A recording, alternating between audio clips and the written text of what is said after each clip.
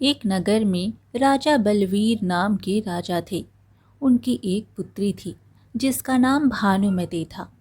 भानुमति बहुत ही सुंदर थी। एक दिन राजकुमारी भानुमति अपनी कुछ सहेलियों के साथ पवित्र चंदन वृक्ष के सरोवर में नहा रही थी कि तभी अचानक तेज हवाएं चलने लगी और वृक्ष की दो आंखें खुल गईं और उस वृक्ष ने क्रोधित होते हुए कहा, अरे नासमझ, क्या तुम्हें जरा भी समझ नहीं है? यह पवित्र चंदन वृक्ष का पवित्र सरोवर है। इसी में तुम निर्वस्त्र होकर नहा रही हो। जाओ, मैं तुम्हें श्राप देता हूँ। जिस सुंदरता का तुम्हें इतना घमंड है, वह सुंदरता तुम्हारा साथ छोड़ देगी और तुम्हारा शरीर गंभीर रोगों से ग्रसित हो जाएगा। इतना कहकर पवित्र चंदन वृक्ष वहां से गायब हो जाता है। अब राजा बलवीर अपनी पुत्री राजकुमारी भानुमति के रोग से परेशान हो जाते हैं। देश विदेश से वैद्य आए, लेकिन कोई भी इस गंभीर रोग का इलाज नहीं कर पाया। राजा चिंतित होते हुए वैद्य से बोले, हे वैद्यराज, यह कैसी बीमारी है? दिनों दिन बढ़ता ही जा रहा है। क्या इसका कोई इलाज है आपके पास? वैद्य जी ने कहा, महाराज, मैंने पूरी ताकत लगा दी है। जितनी भी दवा है मैं सबका उपयोग कर चुका हूँ, पर राजकुमारी की तबीयत में कोई सुधार नहीं हो पा रहा है। तभी राजकुमारी भानुमति बोली, पिताजी, अब जिद छोड़ भी दीजिए। मुझे भी औरों की तरह जंगल में ले जाकर दफना दीजिए। बेटी भानुमति, तुम ये कैसी बातें कर रही हो? तुम चिंता मत करो बेटी, हम कोई ना कोई उपाय ज़रूर खोज लेंगे। श्राप का प्रकोप बढ़ता जा रहा था। राजकुमारी के साथ राज्य के अन्य लोगों को भी संक्रमण फैलने लगा। लोगों के शरीर में काले धब्बे हो जाते हैं, जो बहुत ही दर्दनाक होता है। यह बीमारी पूरे राज्य में ना फैल जाए, यही सोचकर कई ग्रसित लोगों को जंगल में ले जाकर गाड़ दिया जाता है। वैद्य जी ने राजा से कहा, सुनिए महाराज, जहाँ दवाई काम नहीं आता वहाँ दुआ काम आता है। इसलिए मेरी मानिए, आप किसी साधु महात्मा से मिलिए, वही इस बीमारी का इलाज बता सकते हैं।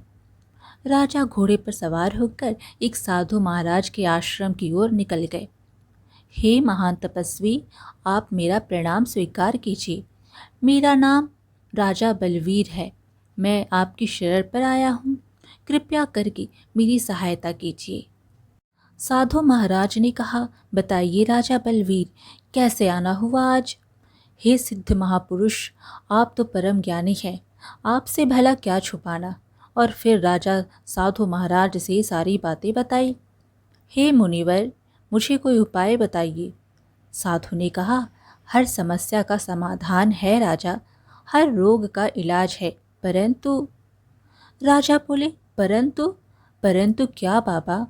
सुनो राजन, जहाँ तक मेरी दृष्टि जा रही है, मैं देख रहा हूँ कि रहस्यों का जंगल गुफा की शक्ति खड़ा है।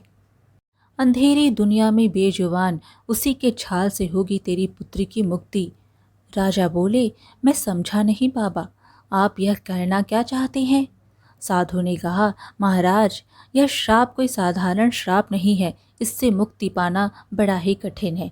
पवित्र चंदन वृक्ष का श्राप है। जहाँ तक मेरी दृष्टि जा रही है, यहाँ से सैकड़ों मील दूर एक घने जंगल में वह वृक्ष चला गया है। उसी वृक्ष के छाल से ही इस श्राप से मुक्ति संभव है। राजा बोले, साधु महाराज, चाहे कुछ भी हो, मैं इस वृक्ष के छाल को ला कर ही रहूँगा। साधु ने कहा, नहीं महाराज, उसे कोई भी व्यक्ति नहीं ला सकता। कोई खास व्यक्ति ही ला सकता है। वो पवित्र चंदन वृक्ष है, सबके नज़र में नहीं दिखेगी। राजा बोले, हे मुनिवर, कृपया आप मुझे बताइए, उसे कौन ला सकता है? किसकी नज़र में वह दिव्य वृक्ष दिखाई देगी? साधु ने कहा, जिसने कभी दुनिया नहीं देखा हो, उसी की नज़र में वह वृक्ष दिखेगी। राजा बोले, साधु महाराज, ऐसा इंसान कौन हो सकता है? साधु ने कहा, जिसने इस दुनिया में रहकर भी दुनिया को ही नहीं देखा हो। यह रास्ता इतना आसान नहीं है महाराज। सबसे पहले तो आपको स्वयं ही उस खास इंसान को ढूंढना होगा। उसके बाद उस इंसान के जरिए उस पवित्र चंदन वृक्ष के छाल को लाया जा सकता है। राजा ने कहा, तो फिर ठीक है बाबा, मैं आज से ही उस खास व्यक्ति की तलाश शुरू कर देता हूँ। एक बात और ध्यान से सुनिए राजन, आपको अपना सारा राजपाट त्याग कर उस व्यक्ति की तलाश करना होगा, तभी आप उस व्यक्ति तक पहुंच पाएंगे। यह भी एक नियम हुआ, इसी नियम का भी आपको पालन करना होगा। राजा साधु बाबा से मिलने के बाद अपने राजमहल आ जाते हैं। राजा बलवीर चिंतित रहते हैं। तभी महारानी वहां आती हैं और राजा से पूछने लगती हैं, क्या हुआ महाराज? बाबा ने क्या कहा राजकुमारी के बारे में? राजा बोले, महारानी आप चिंता ना करें, उन्होंने कल आने को कहा है। उम्मीद है, भरोसा है, आप भी भरोसा रखिए। रानी, ऊपर वाला चाहा तो सब कुछ ठीक हो जाएगा। और फिर राजा अपना भेष बदलकर अपने राज्य में ऐसे इंसान को खोजना शुरू करता है जिसने कभी दुनिया नहीं देखी हो। इधर उसी राज्य के एक गांव में 3 भाई रहते थे। 2 भाई तो बिल्कुल स्वस्थ थे और सबसे छोटा भाई बंसी जन्म से ही अंधा था। दोनों बड़े भाई अक्सर छोटे भाई बंसी को ताना मारा करते थे, अरे तू कब तक हमारी जिंदगी पर बोझ बनकर बैठा रहेगा? कोई काम काज तो करता नहीं है, बस आराम की रोटी खाते रहता है। बंसी बोला, अरे भैया, आप ये कैसी बातें कर रहे हैं? मैं जन्म से अंधा हूँ, मैं भला क्या काम कर सकता हूँ? फिर भी मैं इन गन्नों को छांट रहा हूँ ना।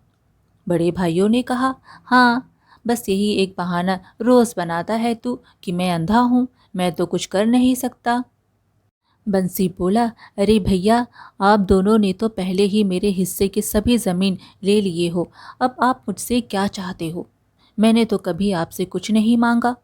भाइयों ने कहा, अरे देखो तो कैसे ज़ुबान चलाता है, हाथ पैर तो चलते नहीं, आँख से तो दिखता नहीं, लेकिन ज़ुबान बहुत तेज़ चलती है तेरी। जब भी तुझे देखता हूँ कोई ना कोई समस्या आ ही जाती है। तू अभी के अभी निकल जा हमारे घर से। अगर तू हमारे घर में रहेगा तो ऐसे ही हमारे साथ अनहोनी होता रहेगा। मनहूस कहीं का, जा निकल जा हमारे घर से। और फिर बंसी को उसके दोनों बड़े भाइयों ने घर से बाहर निकाल दिया। बंसी अपने गन्नों को लेकर गांव-गांव बेचना शुरू कर देता है। दूसरी तरफ राजा बलवीर दुखी होकर सोचते हैं, हे भगवान, मैंने पूरे राज्य में भ्रमण कर लिया, अभी तक मुझे ऐसा कोई भी व्यक्ति नहीं दिखाई दिया। जिसको भी पूछो इसका जवाब किसी के पास ही नहीं है। अब मैं क्या करूं? हे भगवान, मुझे कोई रास्ता दिखाओ। राजा आज भी उदास होकर राजमहल की ओर लौट रहे थे कि तभी रास्ते में उन्होंने देखा कि एक अंधा लड़का सिर पर गन्ने के गठान को लेकर कहीं जा रहा था। अरे, यह क्या है? यह मैं क्या देख रहा हूँ? एक अंधा व्यक्ति अपने सिर पर गन्ने की गठरी को लेकर कहाँ जा रहा है? राजा ने तुरंत बंसी को आवाज दिया, अरे कहाँ जा रहे हो लड़के, जरा ठहरो तो। बंसी बोला, मैं और कहाँ जाऊंगा महाशय, बस ये गन्ना बेच रहा हूँ, इससे कुछ पैसे मिल जाएंगे, मेरा गुजारा हो जाएगा। राजा बोले, क्या? यह कैसे संभव है? बिना देखे तुम कैसे हिसाब कर लेते हो? वैसे तुम्हारा नाम क्या है? मेरा नाम बंसी है, जन्म से अंधा हूँ पर मन से मैं दर्पण। हिसाब मेरा सच्चा है, जो दे तो ठीक, ना दे तो भी अच्छा है। मैंने कभी दुनिया नहीं देखा, परंतु पेट के लिए कुछ तो करना ही पड़ेगा, वरना यहाँ तो अपने ही अपनों को दुख देते हैं, धोखा देते हैं। राजा प्रसन्न हुआ और कहा, अरे वाह, मुझे तो वो इंसान आज मिल गया जिसने कभी दुनिया नहीं देखा हो। बंसी बोला, बताइए महाशय, क्या आपको भी करना चाहिए? अरे वाह बंसी, तुम तो बड़ी कमाल के हो। अच्छा चलो, मेरे पास कुछ सिक्के हैं, इसके बदले तुम मुझे कुछ गन्ना दे दो। राजा ने बंसी को कुछ सिक्के दिए। बंसी उन सिक्कों को परखने लगता है। महाराज, इससे तो आप मेरा सभी गन्ना को ले सकते हैं। राजा बोला, मैं कोई राजा नहीं, मैं तो भाई एक साधारण व्यापारी हूँ, तुमसे सौदा कर रहा हूँ। बंसी बोला, नहीं महाराज, मैंने कहा ना, मैं अंधा ज़रूर हूँ, पर मैं दुनिया को अपने मन से देखता हूँ, दिल दिमाग से देखता हूँ, परखता हूँ। हाँ भाई हाँ, सच में तुम तो बड़े होशियार हो, चतुर हो। अच्छा बताओ, यह सब तुमने कैसे पता लगाया कि मैं कोई राजा हूँ? देखिए महाराज, यह जो आप मुझे सिक्के दिए हैं, पहली बात तो इसमें जो मुद्रित किए गए हैं, इसमें जो चिन्ह अंकित हैं, यह तो राजघराने के हैं। इसके स्पर्श से ही पता चलता है।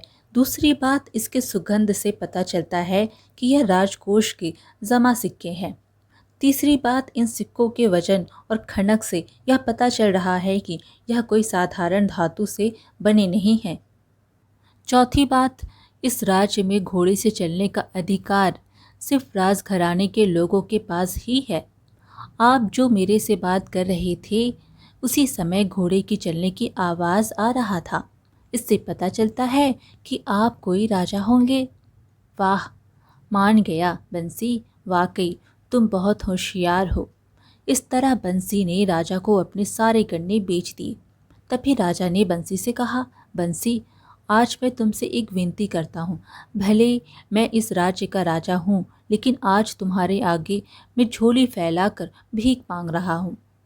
बंसी बोला, आप इस राज्य के राजा हैं। आप इस राज्य के लोगों के लिए बहुत अच्छे अच्छे काम किए हैं। आपका बहुत नाम है।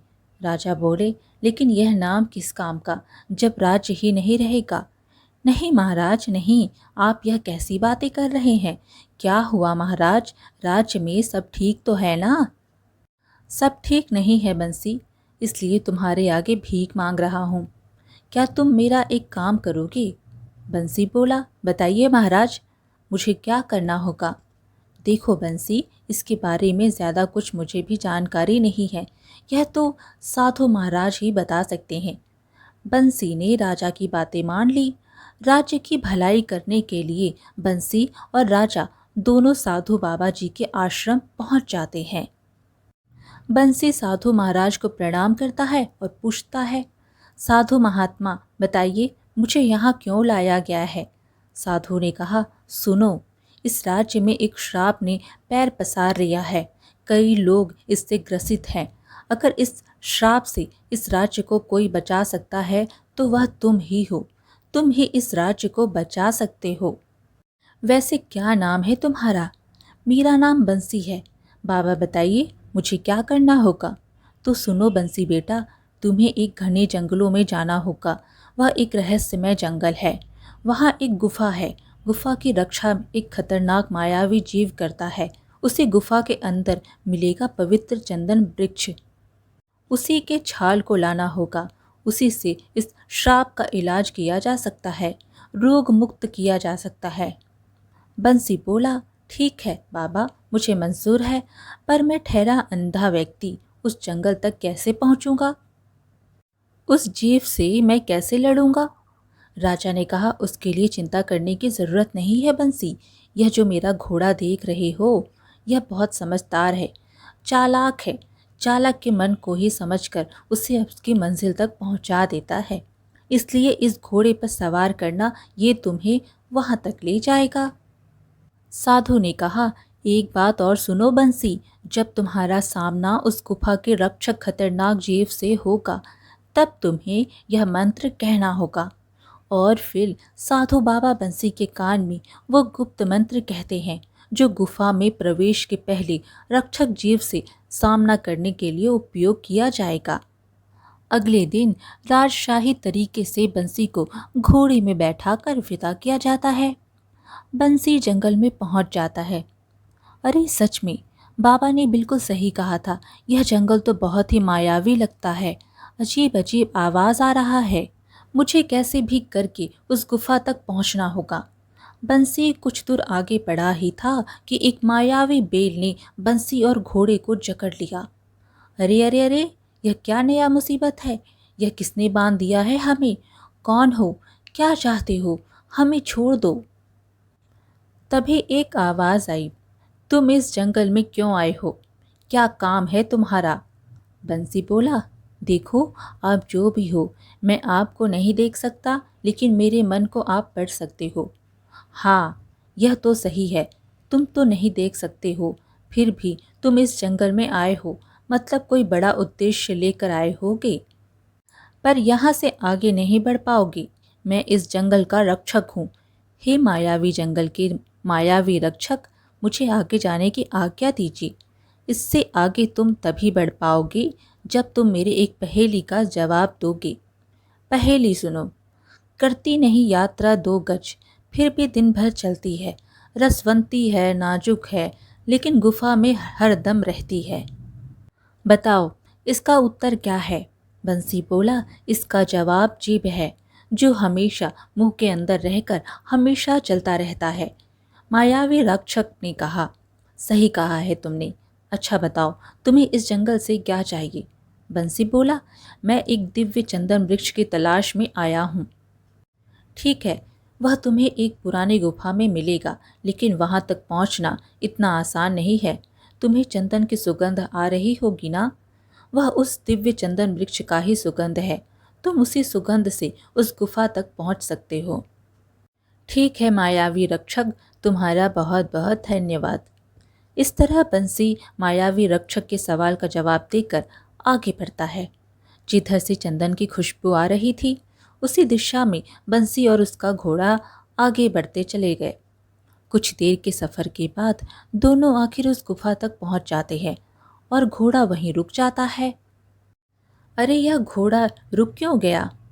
ओह हाँ, लगता है हम उस गुफा तक पहुंच गए। अरे, मुझे खुशबू के साथ कोई जानवर की गंध आ रही है। लगता है यहाँ आसपास में कोई बड़ा खतरनाक जीव होगा। अरे हाँ, याद आया, साधु बाबा ने कहा था कि कोई जीव उस गुफा की रक्षा करता है।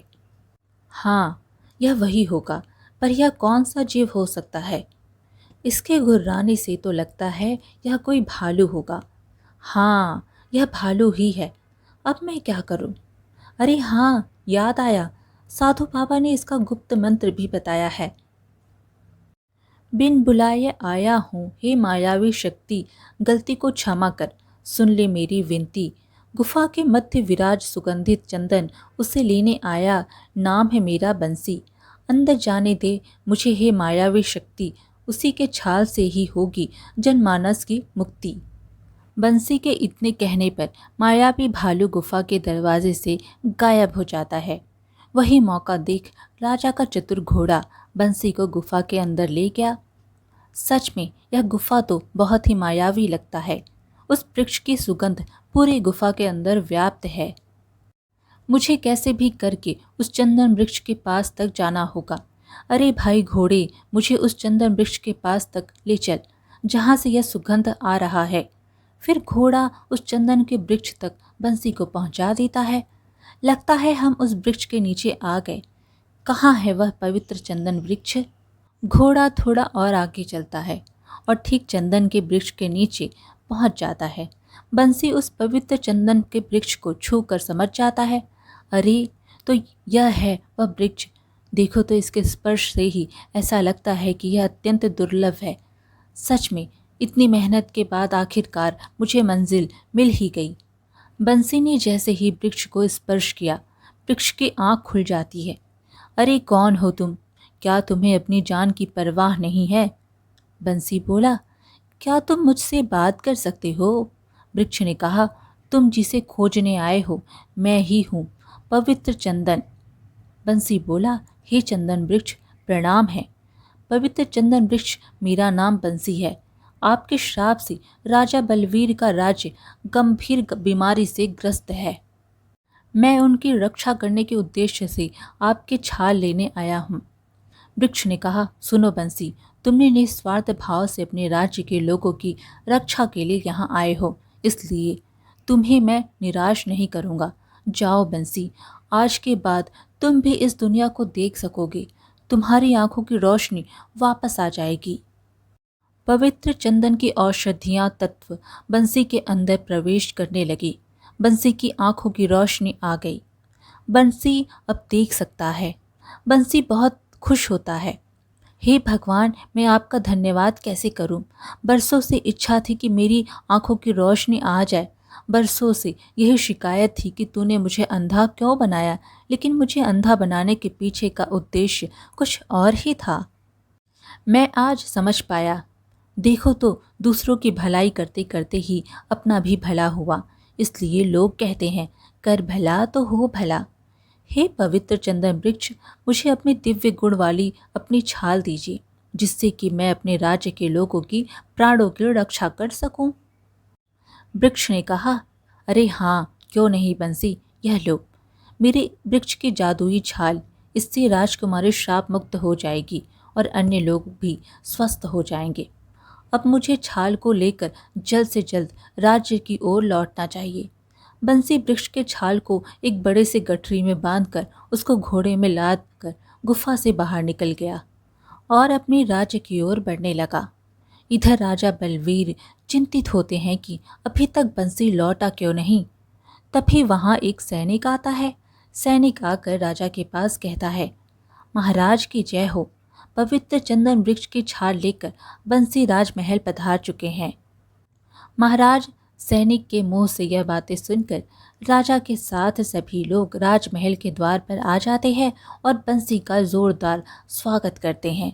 राजवैद्य के द्वारा उस छाल को तरल बनाया जाता है और कुछ बूंद राजकुमारी को पिलाया जाता है। राजकुमारी की तबीयत में एकाएक सुधार आने लगता है। राजकुमारी पहले की तरह युवा व सुंदर हो जाती है। साथ ही राज्य के सभी प्रभावित लोगों को भी पिलाया जाता है। इस तरह सभी लोग ठीक हो जाते हैं। इस तरह से पूरे राज्य में बंसी की प्रशंसा बढ़ने लगी। बंसी का मान सम्मान बढ़ गया। राजा ने खुशी से बंसी से कहा, बंसी, तुम्हारा बहुत बहुत धन्यवाद। तुम्हारा मुझ पर बहुत बड़ा उपकार रहा। बंसी बोला, नहीं महाराज, इस राज्य में मैं भी रहता हूँ। अपने ही राज्य के लोगों की रक्षा करना यही मेरा फर्ज बनता है। मैंने जो किया है अपने राज्य की भलाई के लिए किया है। महाराज, किसी ने सच ही कहा है, भला करो तो भला ही होगा। मैं लोगों की भलाई के लिए गया था और देखिए, मेरी आंखों की रोशनी आ गई। अब मैं भी इस दुनिया को देख सकता हूँ। राजा बोला, हाँ बंसी, यह बात तो सच है। अच्छा सुनो बंसी, मैंने वचन अनुसार पहले ही राजपाट को त्याग दिया है। अब मैं इस राज्य का राजा नहीं हूँ। बंसी बोला, यह आप क्या बोल रहे हैं महाराज, ऐसा नहीं हो सकता। राजा ने कहा, बंसी, उस रहस्यमय जंगल में जाने से पहले मुझे एक खास व्यक्ति की तलाश थी। नियम अनुसार मुझे एक ऐसे व्यक्ति की तलाश थी जो दुनिया नहीं देखा हो। लेकिन तलाश करने का भी एक नियम था कि मुझे निस्वार्थ रूप से राजपाट का त्याग करना होगा, जो कि मैं तुम्हें खोजने से पहले ही त्याग कर चुका हूँ। इसलिए मैं अपने वचन से मुकर नहीं सकता। मैं अब साधु बाबा के आश्रम जा रहा हूँ। अब मेरा बाकी का जीवन साधु सन्यासियों के साथ बीतेगा। और एक बात, आज मैं एक घोषणा करने जा रहा हूँ। सब लोग ध्यान से सुनो। मैं अपनी सुपुत्री राजकुमारी भानुमति का विवाह बंसी के साथ करने की घोषणा करता हूँ। साथ ही इस राज्य का राजा बंसी होगा। और इस तरह राजकुमारी और बंसी का विवाह धूमधाम के साथ किया जाता है। राजा ने बंसी को राजगद्दी सौंपकर एक सन्यासी का भेष धारण कर राजा और रानी साधु बाबा के आश्रम में रहने लगे। इस तरह बंसी और राजकुमारी भानुमति की जिंदगी आगे बढ़ती चली गई और उस राज्य के लोग हंसी खुशी अपना जीवन जीने लगे। जब बंसी के भाइयों को बंसी के बारे में पता चला तो वे बंसी के पास आए और कहने लगे, हम अपने किए पर बहुत शर्मिंदा है महाराज, हमें माफ़ कर दीजिए। हम आपके आगे हाथ जोड़ते हैं, माफ़ी मांगते हैं, हमें माफ़ कर दीजिए। बंसी बोला, अरे नहीं भैया, आप ये कैसी बातें कर रहे हैं। मैं आपका छोटा भाई बंसी था और बंसी ही रहूँगा। बंसी, हमने तुम्हें घर से बाहर ही कर दिया, अब क्या तुम हमें राज्य से बाहर कर दोगे। अरे भाई नहीं, अगर उस दिन आप मुझे घर से बाहर नहीं करते तो शायद आज भी मैं एक अंधा बनकर ही रह जाता। जो होता है अच्छे के लिए ही होता है। इस तरह बंसी ने अपनी दोनों भाइयों को माफ़ कर दिया। इसके साथ ही बंसी ने अपने राज्य के लोगों के लिए जन कल्याण कार्यों को शुरू कर दिया, जिससे कि लोगों को रोजगार के साथ साथ उनकी फसल का भी उत्पादन बढ़ने लगा। आज की कहानी यहीं पर समाप्त हुई। फिर मिलेंगे एक और कहानी के साथ। कहानी पसंद आए तो लाइक शेयर ज़रूर करें और चैनल को सब्सक्राइब करना बिल्कुल ना भूलें। धन्यवाद।